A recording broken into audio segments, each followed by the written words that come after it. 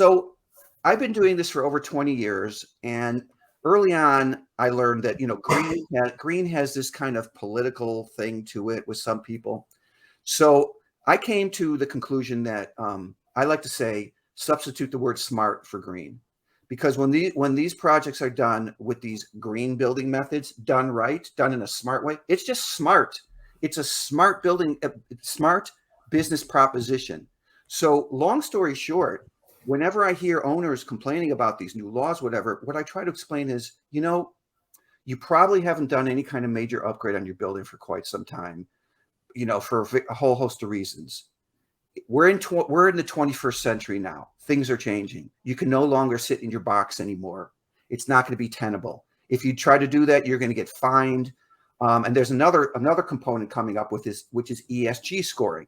I haven't even talked about ESG scoring yet. Yeah, that's why what I was hoping for. You're waiting for the. So this is local law 97 is a local law. It just applies to New York City. There's another component coming online, which is going to be even more impactful. And that is going to be ESG, environmental social governance scoring for commercial buildings.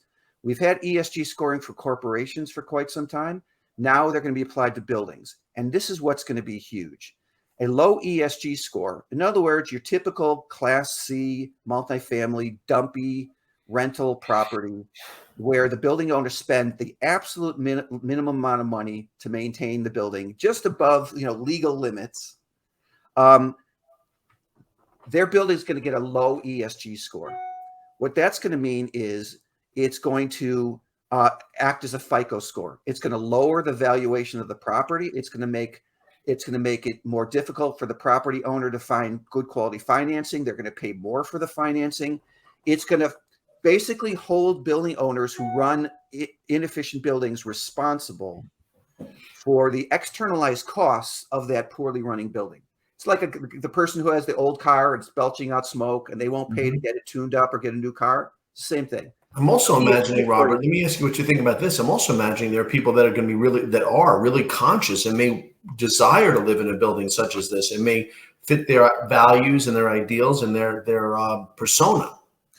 Absolutely. And that's what the Class A, the top flight real estate companies now around the world, they get it.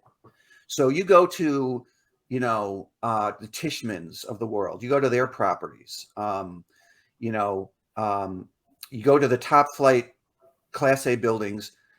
If they're New York City, they're already working towards local law 97 compliance. They're already starting to pull together an ESG, staffing in-house, and they're going to comply because they know that actually these buildings that have high ESG scores that function at a much higher level from an environmental, social, and governance perspective are worth more money.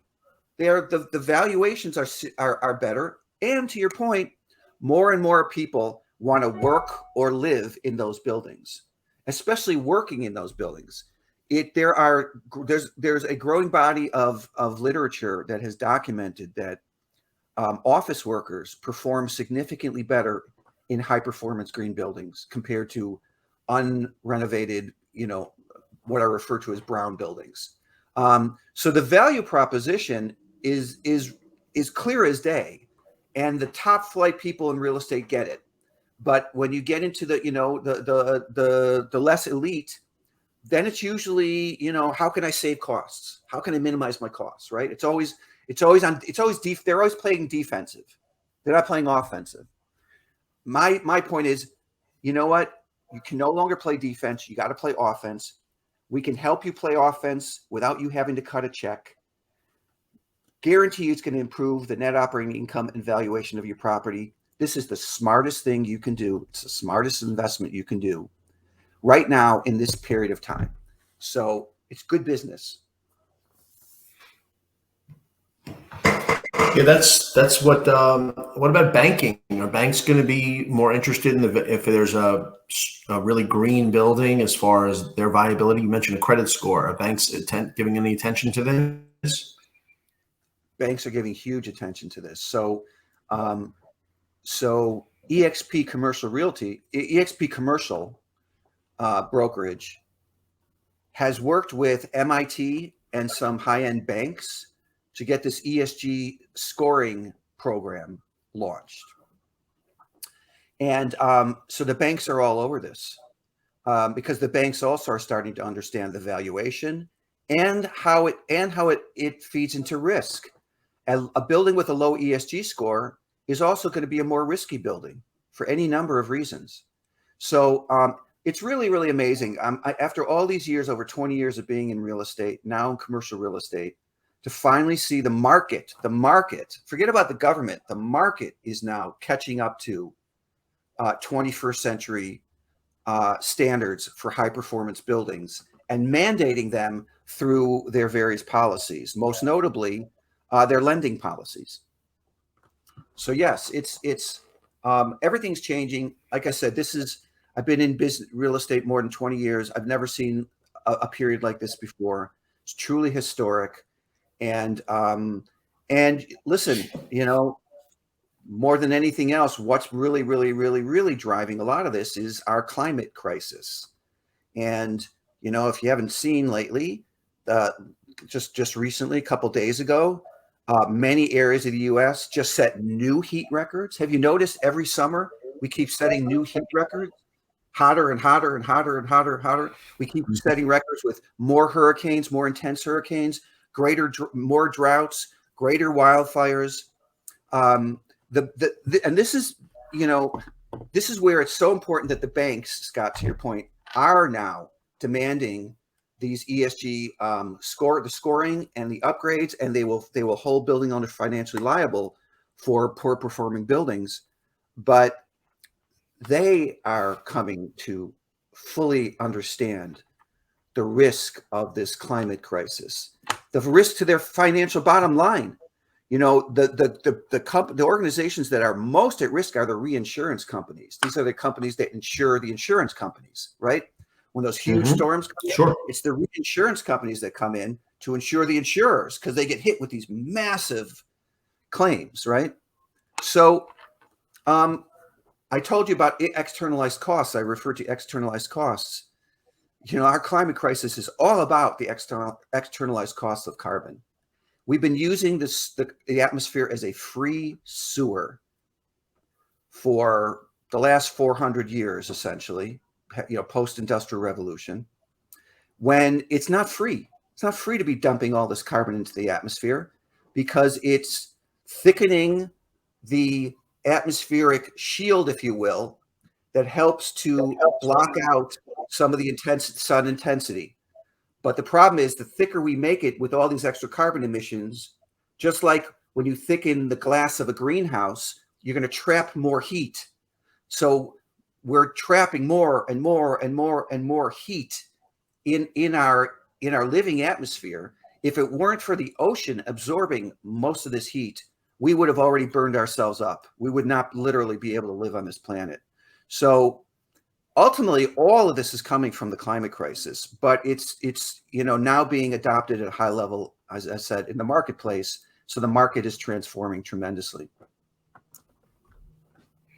Yeah, I mean, it has to, given we're at a breaking point in some of these cities, and that doesn't even address the affordability crisis we're in now, where I mean, I think people need to live socially responsible and be part of a solution, whereas we cannot keep between industry and even our lifestyle be so damaging. And it's creating, I mean, just like you really don't see people smoking that much anymore. I mean, if anything is socially stratified today, it's smoking. I mean, it's sad to say I don't even have friends that smoke anymore. And that was something that was, look at the old movies or look at the 1970s. It was nothing. Yes. Now, would you walk in someone's house and light a cigarette now? Right. Yeah, exactly. Or get on a plane and light a cigarette. Remember those glory days? I was a kid. You're dating yourself, but yeah, that's. Oh my God. Yeah, and I don't know if you remember, but when cigarettes were being regulated, I don't know if you remember all the arguments from the cigarette companies. There's no link between smoking and cancer. It's all right. It's the same crap, excuse the expression, that you hear from the oil companies and the fossil fuel companies. There's no definitive link between humana. Meanwhile, thousands of climate scientists all over the world have come to the very same conclusion. So it's they're losing their argument every time that we set more records for heat, for drought. By the way, this I think you'll find this interesting. So the Pentagon considers the climate crisis to be a national security threat. And that is because they recognize that this is going to create huge amounts of migration, climate migrants. So 4 or 5 years ago, Syria experienced the worst drought in 800 years. That burned up a lot of farmland. So a lot of farmers moved into the cities. That intensified populations in the cities, and it intensified the a growing civil divide between the elites and workers and farmers and the likes. That led to the Syrian civil war, right? Mm-hmm. We hear about the hordes of Central Americans coming up to our southern border, especially like Hondurans, right? Why are they coming up to our southern border? Some of them are coming, of course, because they want a better life. Many of them are coming because they can't farm their land anymore, because Honduras and Guatemala also have experienced tremendous droughts of late. How about the droughts in the west of the United States? Look at how, right? And with droughts, you also have wildfires. New Mexico just set a record for the largest wildfire in their history. California is setting records every year for greater, larger wildfires. All of these factors are coming from an earth that is heating up. Same thing with hurricanes, because the oceans are capturing a lot of that extra heat and energy. It's creating more energy in the hurricanes, making them. Of course, you're right. However, I know we're talking. If that's the world and that's the nation and that's continental, why are we dealing with the 5 boroughs? We're talking. This interview is about 5 boroughs. There's other cities. There's other states. Are other measures being taken? Absolutely. Listen, frankly, the states and the cities, localities and states are stepping up because the federal government is not. The federal government, it should be the federal government. This is what I believe would be acceptable, by the way, to a lot of oil companies too, would be a cost for carbon. So, because right now there's no carbon tax. So it's free to pump into the atmosphere. If we set a carbon tax, the first thing that would do is that would make all fossil fuel burning more expensive, which would make all clean power technologies that much more affordable and competitive, right? These externalities, what they do is they alter the marketplace.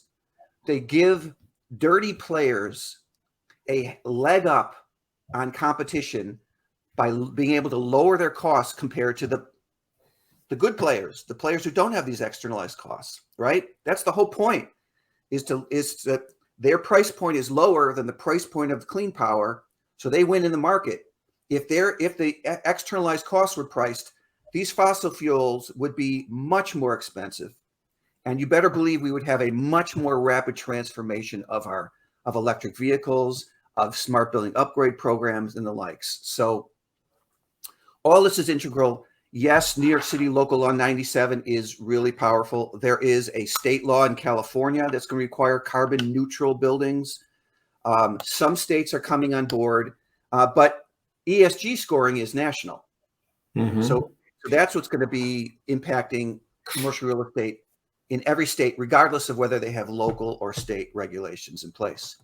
I think what's great is, despite that, you and I are not in our 20s or 30s, there are plenty of people, maybe if we add the 20s and the 30s, that's closer to what we are. But the people in the 20s and 30s, this is not a hard sell. This is exactly where they're working and where they're looking.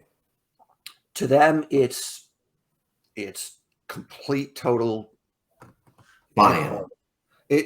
Total buy-in. Like, why would you even consider anything else, kind of thing, you know? And you know, the cynical side, if you will, a lot of commercial building owners are well into their 60s and 70s, a lot of them. Sure. And frankly, at least some of them are not going to be around very long, much longer. So, No. you know, not my problem, right? Have you heard the expression, technology advances one death at a time? Right.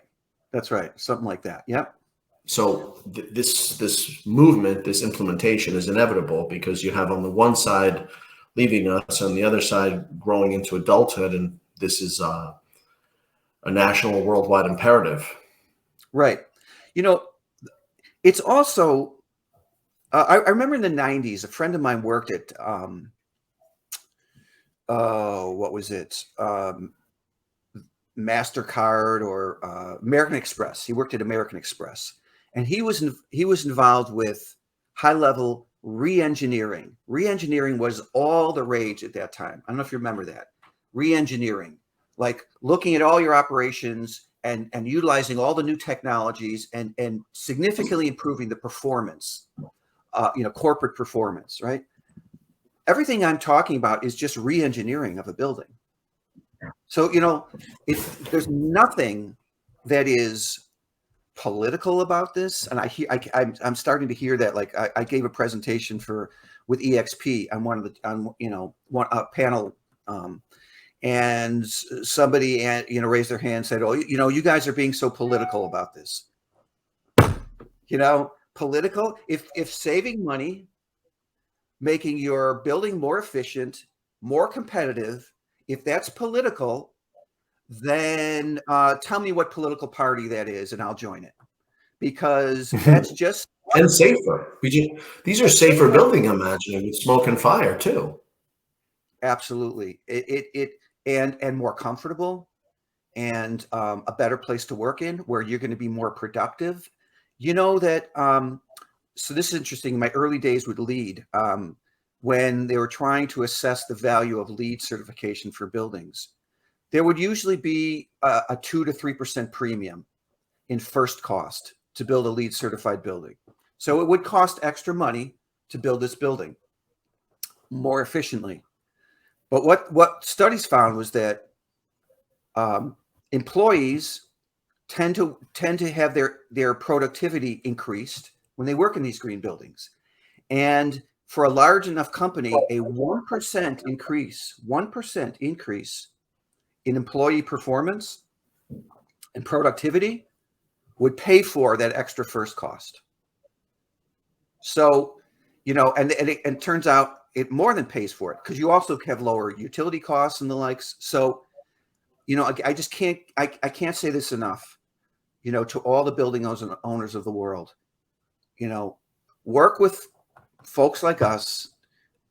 Try, you know, we understand, you know, you're in your lane because your lane has worked for you over the years. Your lane, your box is not going to continue working for you. So we need to help you expand your box somewhat. Expand your box to what is a smart business venture. And then let us work with you on your buildings. Let us bring in that financing if you need it, and do the right thing, make more money, and you know, choose the smartest strategy at this time in history. Sure. And then avoid, you know, New York City, avoid all the liability, the regulatory liability, the fines for not doing this work. Right. Well, that's going to be the key. That people are going to have to comply, and I'm thankful that people are doing it now, because we have not that much time. If it's 2024 or 20, you say that's when it officially starts. Yeah, that's a year and a half. So that's when you have to start. That's when you have to start.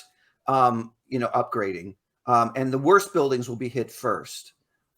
So if you know, but listen, why wait if you can get your building worked on without cutting a check, where, you know, where the interest of the financing is going to be 5, 6, 7%, where the return on the investment from the work that gets done to the building is going to be on the order of 20 to 30%. Why wait? Right. No, you're right. And plus, I mean, if you really think about it, all home building in the last 10 years has been far more energy efficient. I had a new system in my home where it was about $33,000, and I thought that was a lot of money. I didn't realize that Con Ed was going to take half the price, and I paid half because they're that interested in putting these systems in place. And, Yeah. you know, you and I are silly baseball fans, but do you know that even 11, 13 years ago with Citi Field and Yankee Stadium, they each use about 75% less energy than their prior stadiums. Think about how much this is going to save them, how much money they save by that. You know, it's like lowering your interest rate on your morttage because it's that's a great way to do it, because everyone would love to go from here to less. So who wouldn't want to do that too? Good point. Yeah. Well, Robert, listen, I'm really, really thankful we got some insight. I'm really happy that we got this kind of quality information to use. We're here for the year or beyond. So I'm thankful that you came. And could you give us your number, how we can reach you? Sure. Robert at greenstreetnyc.com. You can look at our website at greenstreetnyc.com, our real estate innovation hub, and the work that we're doing. That's the best way to contact me, Robert at Green Street, one word, GreenStreetNYC.com. And looking forward to speaking with folks. And I love this. I'm passionate about this work. And I think that everybody who learns about this and the value proposition is going to come along and feel very much the same way.